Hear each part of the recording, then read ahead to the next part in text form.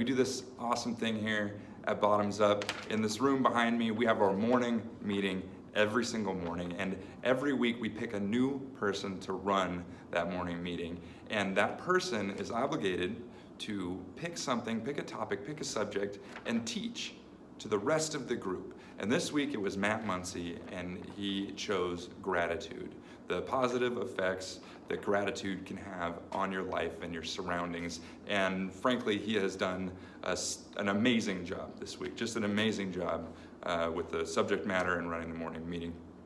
Well, at the beginning of the week, he gave us an assignment to pick the person that has influenced our lives the most and to write them a thank you letter, write them a letter letting them know.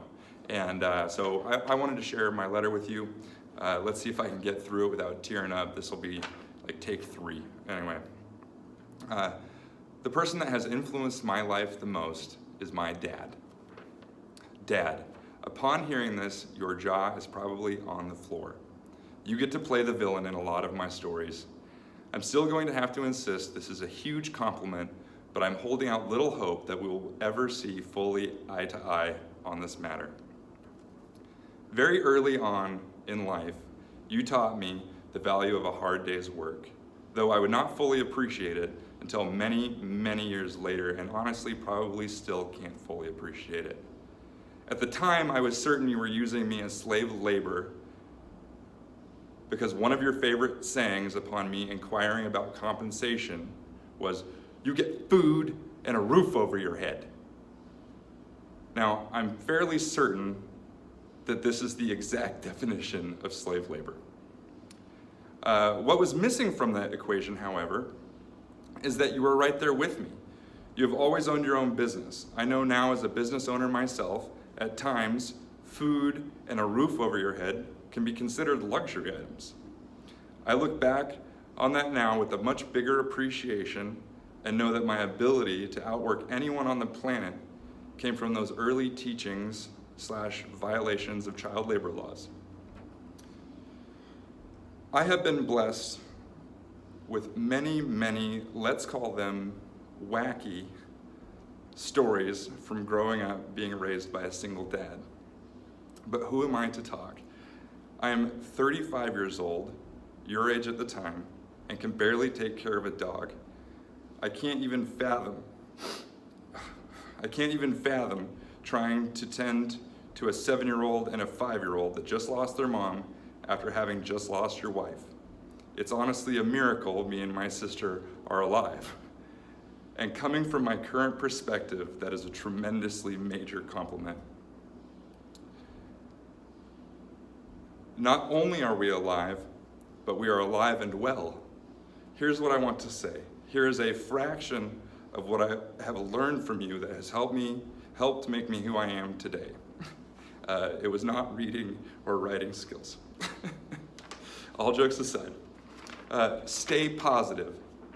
A negative attitude towards anything will only hinder your ability to make it go the direction you would like it to go. Work hard. There is very little hard work won't overcome. Everything can be improved. Nothing is ever perfect, but you should always be trying to make it perfect. You were constantly making things better, to the point that a lot of times I would see the original version of something having no idea that you had altered it because it looked so factory, and be astonished that a company would make such a useless version of something. The key to making something great is in the art of subtraction. Any idiot can add to something. It takes way more energy and thoughtfulness to subtract from it. Sweep the floor. Sweep the floor like it's the most important thing in the world. This has so many meanings to it. Leading by example, nothing is ever beneath you, humility, pride in workmanship. So many deep life lessons in that one thing, that one simple thing. Listen with your ears wide open to everyone's ideas and input. It might be the worst and dumbest thing you have ever heard, but there could be one little tiny sliver of what they say that will spark something in you that will make your idea go to the next level. Under no circumstances let a naysayer tell you something can't be done. This is probably one of the biggest things I have gotten from you, and it is certainly one of the major things that has gotten me where I am today. And lastly, but certainly not least, beers of self-admiration. Take time to stop, step back, and admire and appreciate what you have accomplished, and hoist a beer to it. If you have lived by the above things I have listed, you absolutely deserve it.